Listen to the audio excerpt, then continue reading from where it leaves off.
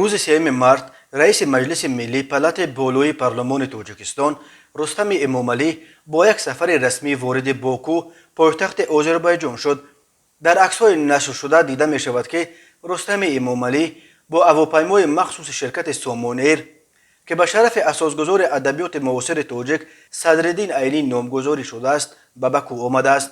در فرودگاه به نام حیدر علیف رستم امامعلی را معاون رئیس مجلس ملی آذربایجان عادل علیف، رهبر گروه روابط بین پارلمانی آذربایجان و تاجیکستان ایقدین میرزازاده، سفیر تاجیکستان در آذربایجان رستم صالح، سفیر آذربایجان در تاجیکستان علی میرزامین اسکاروف و دیگر اشخاص رسمی استقبال گرفتند.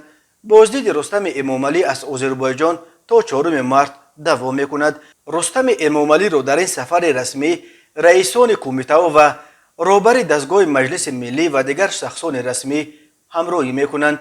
رستم امامعلی پسر کلانی پرزیدنت تاجیکستان امامعلی رحمان 34 سال داشته از سال 2017 اینک 5 سال باز شهردار دوشنبه پایتخت این کشور است.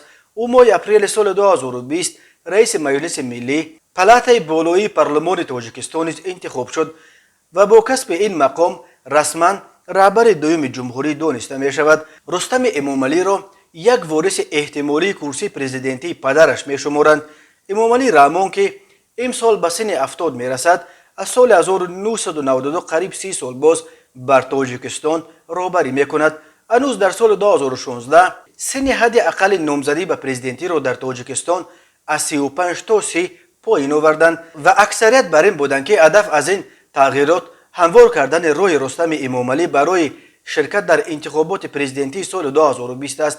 ولی در این انتخابات امامعلی رحمان بار دیگر نامزدی خودش را پیش بری کرد و دوران ریاستش را باز به 7 سال دیگر تا سال 2027 تمدید کرد. آذربایجان در اتحاد شوروی سابق نخستین جمهوری است که تجربه انتقال قدرت از پدر به پسر را هنوز سال 2003 تجربه کرده بود. پرزیدنت وقت این کشور سرشار از منابع نفت قفقاز جنوبی حیدر علیف در بستر مرگ قرار داشت توانست پیش از درگذشت خود پسرش الهام علیف را به جای خود پرزیدنت کند. حالا چنین نقشه انتقال قدرت از پدر به پسر را در ترکمنستان عملی کرده ایستادند. روز 12 مارت در ترکمنستان انتخابات پیش از مولد پرزیدنتی برگزار می شود. یک نامزد اساسی در این انتخابات سردار بردیمحمدوف پسر 40 ساله پرزیدنت کنونیش قربانگلی بردیمحمدوف است.